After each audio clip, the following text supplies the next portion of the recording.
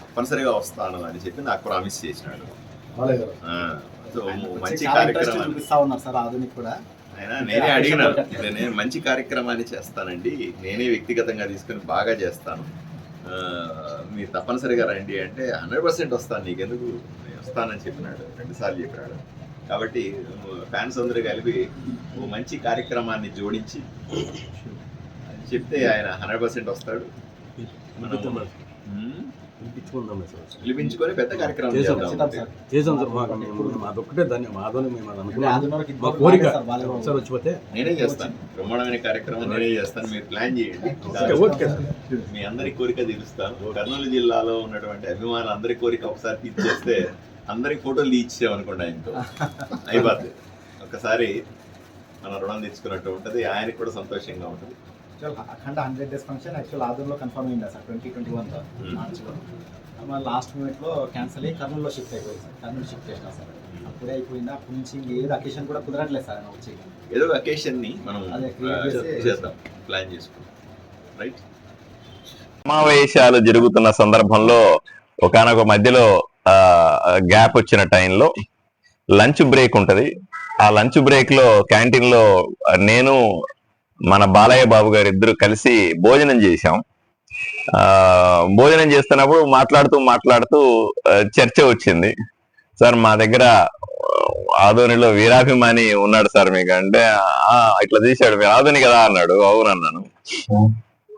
మళ్ళీ కాసేపు మాట్లాడిన తర్వాత సజద్ బాగున్నాడా అన్నాడు. బాగున్నాడు సార్, కనబడుతుంటాడు అప్పుడప్పుడు వీడియోల్లో అని చెప్పినాను. మంచివాడండి, చాలా మంచివాడండి అని అన్నా నేను.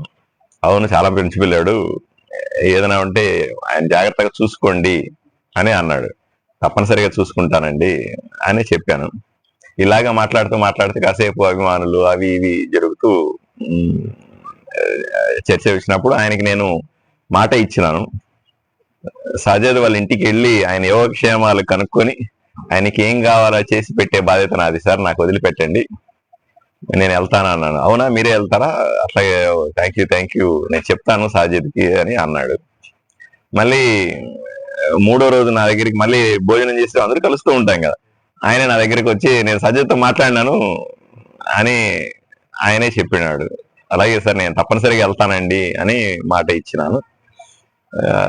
ఈరోజే మొన్నే ఊర్లోకి వచ్చాను కదా, ఈరోజు మా విజయకృష్ణ గారు సాజిద్ని గుర్తు చేశాడు అంటే, అవునయ్యా నాకు మిగిలిపోయిన పెండింగ్ పని ఉంది, ఆయనతో అది ఇంటికి రావాల్సింది, ఛాయ్కి వస్తాను, ఫోన్ కలుపు అని ఫోన్ తీసుకొని అయ్యా ఇంటికి వస్తాను ఛాయ్కి అని చెప్పాను.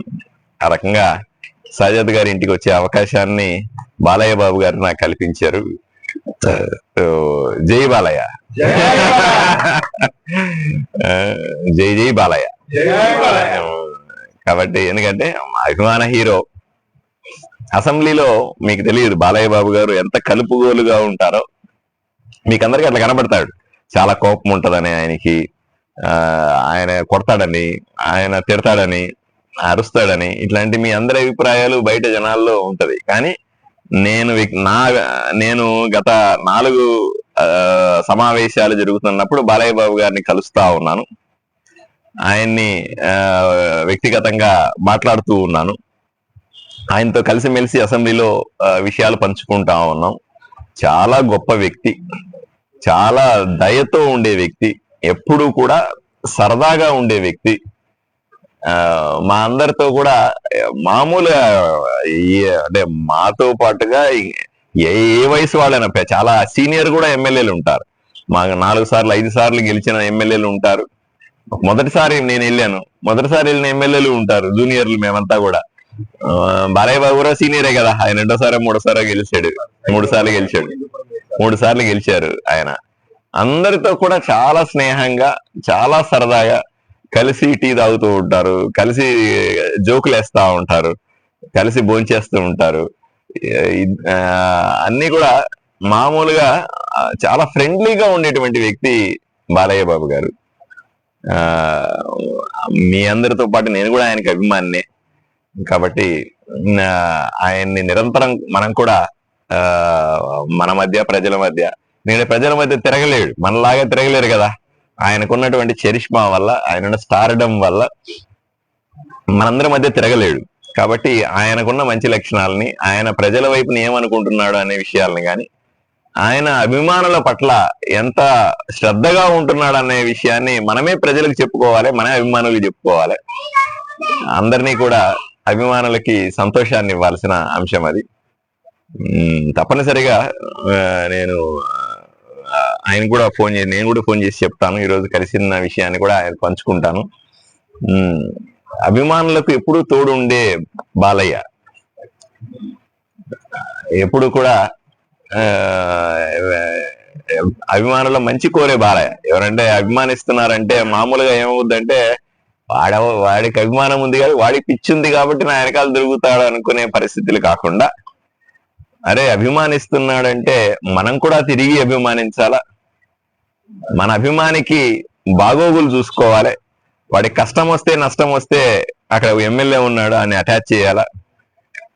ఎమ్మెల్యేని కూడా ఆయనకి ఏం అవసరం లేకపోతే, మేము మామూలు అభిమానుల గురించి మాట్లాడుతూ ఉంటే సాజిద్ గురించి చెప్పాల్సిన అవసరం, సాజిద్ను నువ్వు ఏదైనా పని చేసి పెట్టు అని చెప్పాల్సిన అవసరం ఆయనకేం లేదు కదా పాపం.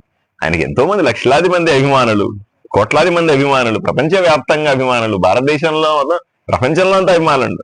అయినప్పటికీ కూడా ఆదోనిలో ఉన్న మా సజ్జద్ని గుర్తుపెట్టుకొని, ఆ సజ్జద్కి నువ్వు బాగా చూసుకో ఎమ్మెల్యే అని నాకు చెప్పి, మళ్ళీ ఈయనకి ఫోన్ చేసి, మళ్ళీ నా క్యాంటీన్ లో వచ్చి, నేను ఎక్కడో వచ్చేసి నా దగ్గరికి వచ్చి నేను సజ్జద్తో మాట్లాడినాను,